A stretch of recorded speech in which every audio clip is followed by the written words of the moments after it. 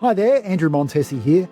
Today on Food for Thought, we are introducing a new regular contributor to Heckham World, Jason Back, founder of Broker Essentials and widely regarded as one of the leading business coaches and mentors for mortgage and property finance professionals across Australia and New Zealand.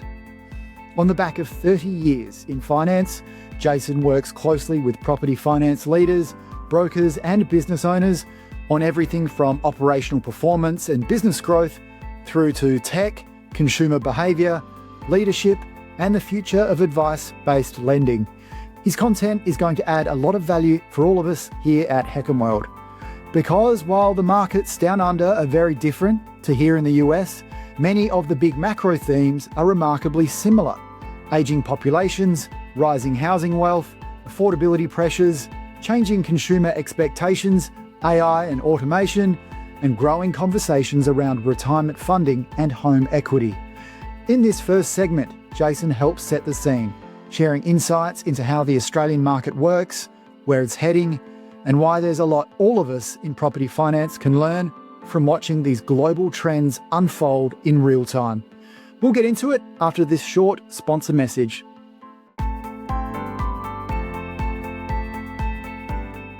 At Atlas Valuation, we approach the appraisal process differently. For us, it's not about being the biggest. Instead, we take pride in providing the very best to our chosen clients and emphasize delivering a superior borrower experience, unrivaled service, competitive pricing, and prompt delivery.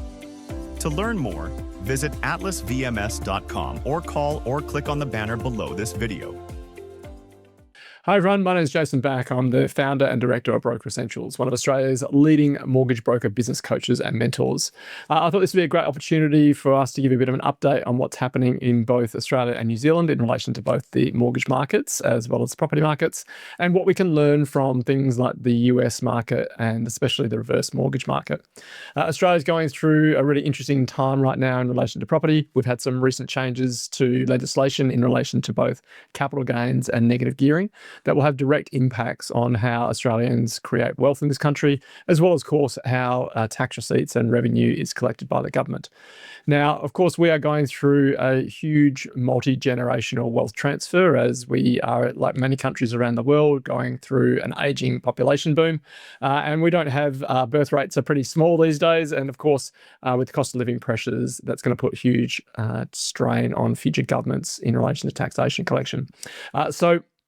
With over $3 trillion wrapped up in the property market here and over $600 billion worth of potential reverse mortgages, it's a really interesting time for us right now as brokers in this country control around about 77.6% of distribution. So we are the main distribution network for mortgages outside of the traditional banking channels.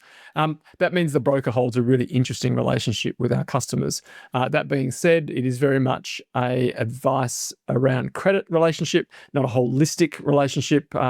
We have some things called best interest duty under what we call Australian credit licenses, which control basically what we can talk to our clients about. But if it was up to me, we would have a much more robust conversation about what it is we can talk to our clients about, what do they need us for, and what do they value in our service relationships with them. I think going forward, it's going to be really important that we're talking to our clients on a holistic basis, and hence why things like the reverse mortgages, which only represents about a 0.2% of total lending each year in Australia, is a huge opportunity in this country. Mortgage brokers here are paid a little bit differently than they do in the US. We still receive 0.65 roughly on the upfronts and a 0.15 trail. Our friends across the ditch in New Zealand, they are generally on an upfront basis only, getting around about 80 to 85 points. Our model here for our brokers still works a little bit old school compared to some other countries around the world. And there are pros and cons, obviously, to receiving trail. It does sometimes, in my opinion, make brokers a little bit lazy in relation to how they look after and nurture their existing back books. And it also does take a little bit of the pressure off sometimes in relation to how much they focus on new business acquisition and sales.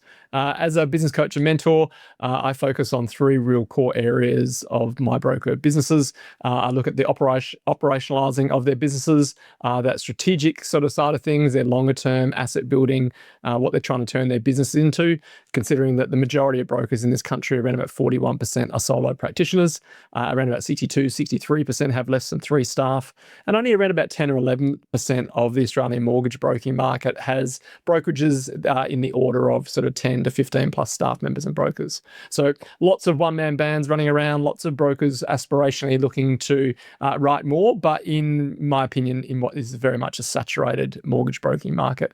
We have around about 22,000 brokers in the country. We've got around about 40-odd thousand people that work in the industry. We still use very much an aggregator model. So most of those mortgage brokers are credit reps of an aggregator license, and they then obviously then distribute for the banks. Best interest duty in this country, as I mentioned before, is something that we're really proud of. It means that legally we are required under legislation to work in the best interests of our clients. And that means that we have that sort of not independent, because obviously there are panels in which brokers have to write still, but we have a really clear run at making sure that we're putting the client at the center of our decision-making process. So, like I said, it's a really interesting time in the country right now. So it's some really big changes to what we're looking at in relation to taxation. So both the negative gearing and capital gains tax. It is going to change the landscape in relation to the aging population that does hold significant wealth in this country. It holds huge amounts of equity.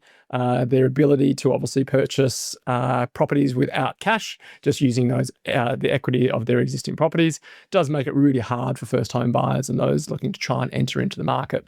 So as the journey of mortgage broking is relatively young in this country, we're only around about 32, 33 years old. We're still evolving in relation to what position we play in the marketplace. I think originally when we sort of started coming into the market, competing directly against the banks, it was very much a price-orientated conversation. We were looking to get them the best price in the marketplace. I think we've evolved that into what we would call an advice-based model, so looking very much at debt structure and strategy, but still very much isolated to the client's debt structure rather than looking more holistically like potentially like a financial planner would. And I think the next stanza of time will go into what we would call a signature broker model, where the experience is the actual broker, is the brokerage, moving further away from the loan being the outcome and the only thing the clients are looking to achieve, but looking at a more holistic relationship that has a multifaceted approach to how we serve our clients going forward.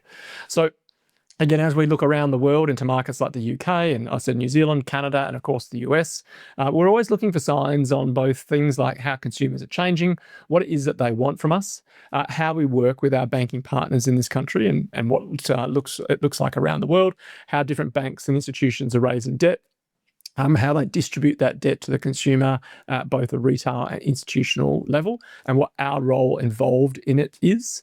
I know that in Australia, only of the 22,000, only about 6,500 brokers are generally involved in the commercial side of lending, and then of course it then sort of really falls away when it gets into the sort of the direct assets, so both yellow goods, green goods, car finance, etc. So again, as a market, we're still maturing. Again, I would suggest we're probably at saturation rate when it comes to the total number of brokers that we have in the market. But where it goes going forward, I think what you're going to see is a market where we will have less brokers doing more, not more brokers doing less. We're seeing some huge advancements in relation to technology and the types of automation that we're seeing in the process. I think the US has been very much ahead of that centralization of data over the last couple of generations. Australia has a very decentralized model when it comes to how data is held and stored. The banks still like to own a lot of that data. We are looking to introduce open banking in the near term.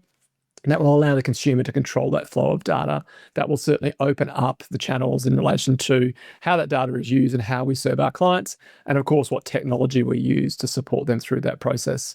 At the moment, in relation to AI, of course, that hot topic, lots of really interesting things happening in this market too around retrieval augmentation generation, the use of things like optical character recognition, robotic automated processing to help us through the actual mundane processing of loans, which again, for some countries around the world might seem bizarre, but we're still a little bit slow down here. A lot of technology at the moment is still being used in other parts of the process. So whether that's document collection, whether it's the serviceability calculations, whether it's bringing all those data points together, there's still a huge amount of opportunity to provide more automation, which allows those brokers and advisors to spend more time face-to-face with our clients, both virtually and digitally. So that's a bit of a wrap of the Australian market. Again, we're always really open to understanding what's going on around us in our local area, but of course, what's happening overseas. Again, both at a government level, at a consumer level, and at the institutional level that we work with. I hope you enjoyed today, and if there's anything that I can do, please feel free to reach out. Jason Back at brokeressentials.com.au.